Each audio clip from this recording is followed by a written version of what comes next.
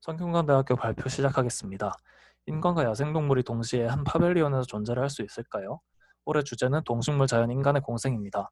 모든 파벨리온은 사람과 동식물이 함께 사용하거나 각 생물군에게 어떠한 영향을 줄 것입니다. 다양한 공생이 존재하지만 저희는 조심해야 됩니다.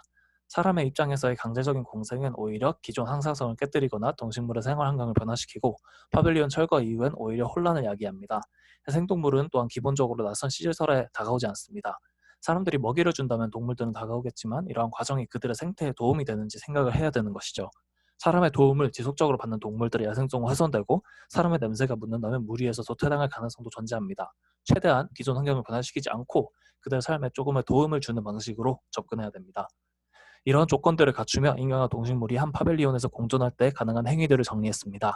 각 행위들은 시간대별로 분리되어야 됩니다.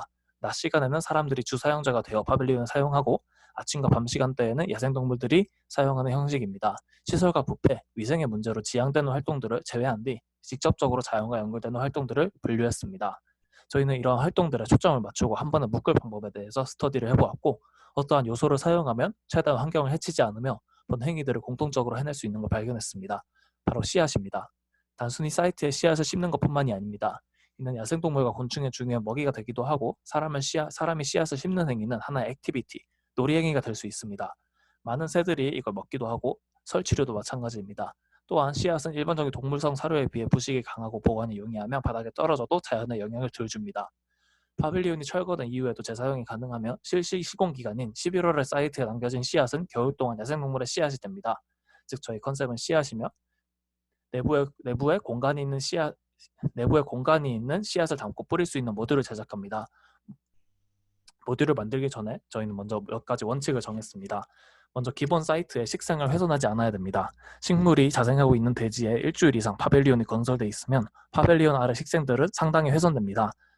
즉 파벨리온 내 아래에 공간이 존재하며 바닥과 닿는 면적을 최소화하는 모듈이 필요합니다. 파벨리온은 특정 형태에 구성되어 있기보다는 모듈의 집합으로 구성되어 사람들이 직접적으로 형태를 변화시킬 수 있어야 됩니다. 각 모듈 내부에는 씨앗을 저장할 공간이 필요합니다. 모듈 사이에는 동물들을 인신처로 사용할 수 있거나 사이즈가 작은 동물들이 이용 가능한 구멍, 통로가 뚫려 있어야 됩니다. 먼저 평면과 입체를 채울 수 있는 도형들을 조사했습니다. 각 변의 길이가 같은 정사면체를 사용하는 것이 가장 안정적인 구조로 만들 수 있을 거라고 판단했고요. 정사면체와 정육면체는 각 입체의 중심에서 꼭지점으로 뻗어나오는 모멘트 방향이 일치합니다. 이를 응용해 입체 공간을 완벽하게 채우면서도 작은 내부 공간을 포함할 수 있는 모듈을 만들었습니다. 각 모듈은 폴리카보네이트 판재로 구성되며 다양한 방식으로 결합과 배치가 가능합니다. 두 종류의 모듈만을 사용하며 입체 공간을 채울 수 있으며 각 모듈은 조인트로 연결이 됩니다. 이용자들이 보기에는 이러한 형태는 상당히 생소하고 호기심을 유발하죠. 사람들은 각 모듈을 결합하면서 형태를 변화시키거나 새로운 공간을 자기만의 공간을 만들 수 있습니다. 또한 모듈을 사용하면 이렇게 벽을 제작할 수도 있으며 수직적으로 세우는 게 아닌 기울여서 모듈을 세우는 것도 가능하고요. 각 모듈 재료 자체의 강도는 엄청 센 게 아니지만 모든 면이 휘어져 있기 때문에 재료 사이에 원래의 모습으로 돌아가려는 탄성이 강하게 발생합니다. 이러한 탄성이 본 모듈 구조를 지지하는 구조의 원동력이 되는 거죠. 다음으로 모듈의 기능입니다. 모든 모듈에 씨앗이 들어가지는 않지만 일부 모듈 내에는 씨앗을 넣고 있는 사람들이 파빌리온을 재조립하는 행위로 주변에 씨앗이 방출됩니다. 하지만 그냥 씨앗을 넣을 경우 한 번에 많은 양이 나올 수 있습니다. 따라서 저희는 씨앗 모듈의 경우 크기가 맞는 플라스틱 공 안에 넣고 씨앗을 넣는 방법을 택했습니다. 볼펜 잉크가 흘러나오는 것을 볼펜심에 공이 맞듯이 한 번에 많은 씨앗이 나오는 것을 방지하고 여러 단계에 거쳐 조금씩 방출되도록 돕습니다. 또한 구조적 안정성을 위해 하층부 모듈에 더 많은 양의 씨앗을 저장하고 씨앗은 조금씩 아래층 모듈로 흘러가게 되는데 이는 하층부 구조적 안정성을 높입니다. 두 번째는 이용자 참여로 만들어지는 다양한 형태입니다. 단순히 파빌리온을 지나가거나 휴식을 취하는 것이 아니라 본 파빌리온 사용자들은 남는 모듈을 파빌리온에 결합하거나 기존의 형태를 변화시킬 수 있습니다. 자율도가 높은 것이죠. 이러한 행위를 사람들이 낮에 진행하고 사방에 씨앗을 방출되며 사람들이 사용하지 않는 밤부터 아침 시간대에는 야행성 동물들이 씨앗을 섭취할 수 있습니다. 세 번째는 유선형 구조와 오목한 면을 이용한 기능입니다. 현재 정해진 시공 날짜는 일교차가 존재하여 공기 중의 수분이 밤 시간대에 이슬이 맺힙니다.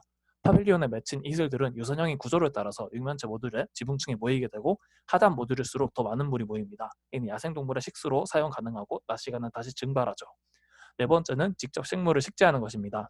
면 모듈에는 면에 둥근 구멍을 타공하고 식물을 심을 수 있습니다. 이는 환경에 막 직접적으로 영향을 미치지는 않지만 파빌리온 철거 후에 모듈을 화분으로 재사용을 할 수 있습니다. 다음 기능은 야생동물의 은신처입니다. 각 모듈에 뚫린 구멍을 통해 크기가 작은 동물의 출입이 가능하고 모듈 안의 작은 공간에서 비와 추위를 피할 수 있습니다. 또한 파빌리온은 서울숲 잔디밭에 시공되므로 어쩔 수 없이 사이트에 서식하고 있던 기존 식물들에 피해를 줍니다. 하지만 이처럼 바닥과 모듈 사이에 작은 공간이 존재한다면 식물의 손상을 최소화하며 야생동물에게는 공간을 제공하는 일이 가능합니다. 마지막 기능은 새로운 공간과 시선을 제공하는 것입니다. 파빌리온의 형태는 생물체의 조직 같아 보이기도 덤불 같아 보이기도 합니다.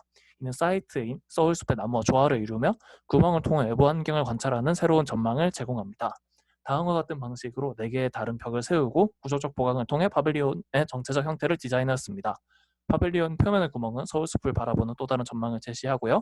전개도와 시공 방식입니다. 기존엔 타공을 통해 케이블 타이로 조립을 하였으나 이번에는 접는 면을 통해서 모듈을 끼우는 방식을 택했습니다. 네, 1차 디자인 회의 크리틱과 이로 인해 변경된 방식입니다. 이상으로 발표 마치겠습니다.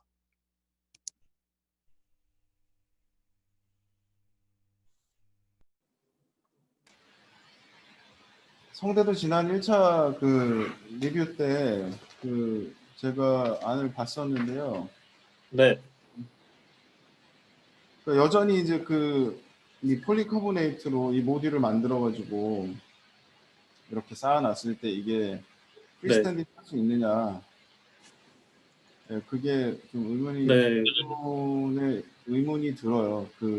아마 특히 이제 그러니까 한쪽만 매달려 있어가지고 이렇게 캔틸레버로 지지되는 부분들 같은 경우는 처짐이 상당히 크게 발생할 것이고, 그리고 그 기본 모듈 말고 그 이음부재, 그러니까 조인트에 관한 거는 아직 디벨롭이 안 되어 있는 상황인 것 같고요.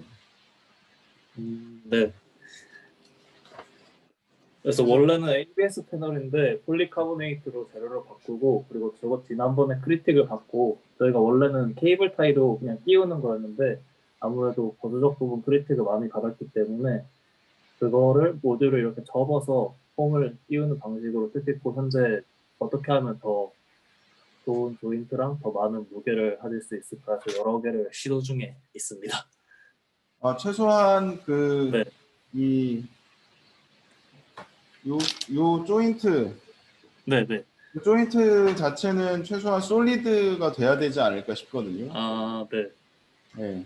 어떤 뭐 비틀림이나 이런 것들에 저항하기 위한 그 솔리드가 돼야 되지 않을까 싶고, 그러니까 이게 다 이 속이 비어 있는 판재가 될 필요는 또 없는 거잖아요.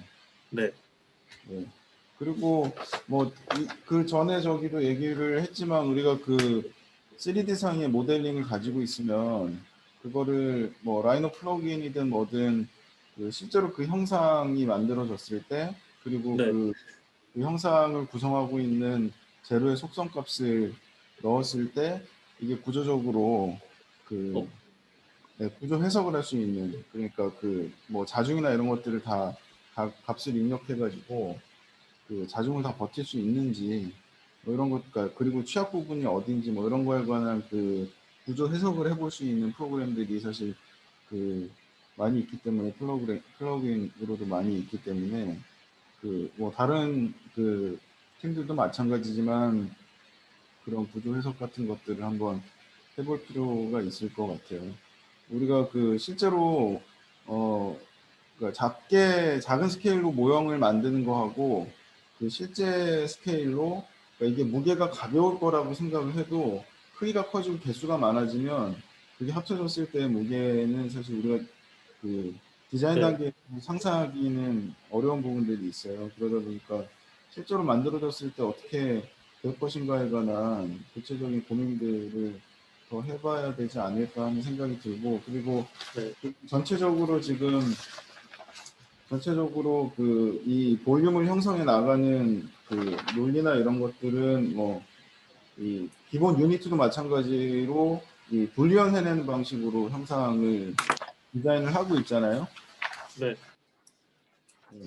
근데 이제 전체적으로 뭐 어떤 방향으로도 이 결합이 가능한 유니트이기 때문에 이게 전체적으로 만들어졌을 때 어떤 논리도 지금 뭐 규격에 맞는 튜브 생성하고 벽을 통해 공간 구성하고 그다음에 통로의 벽을 생성하고 뭐 이런 부분들이 있는데, 네, 뭐 일단 그냥 자의적인 판단인 것 같아요. 그래서 뭐 주변의 맥락이나 혹은 뭐 다른 소리들이 좀 더 필요하지 않을까 뭐 그런 생각이 들고요. 그러니까 전체적인 네, 배치를 결정하는 그 프로세스에 관한 아이디어들이 조금 더 보완이 되면 좋겠다. 네. 네, 그런 생각들이 듭니다. 아, 네.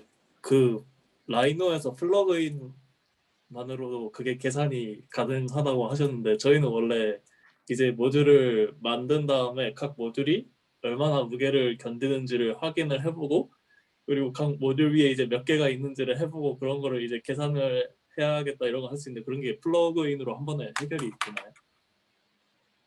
네, 있을 거예요. 아마 찾아보세요. 네, 찾아보겠습니다.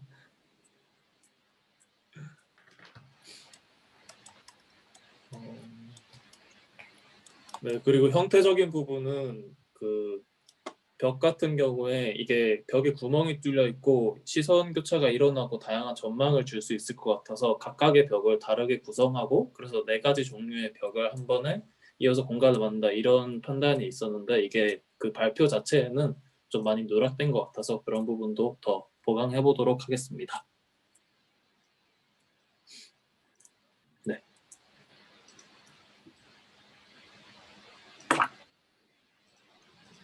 네. 성균관대학교 발표지만 혹시 더 질문 없으신가요? 네, 저희는 질문 없습니다. 혹시 다른 학교들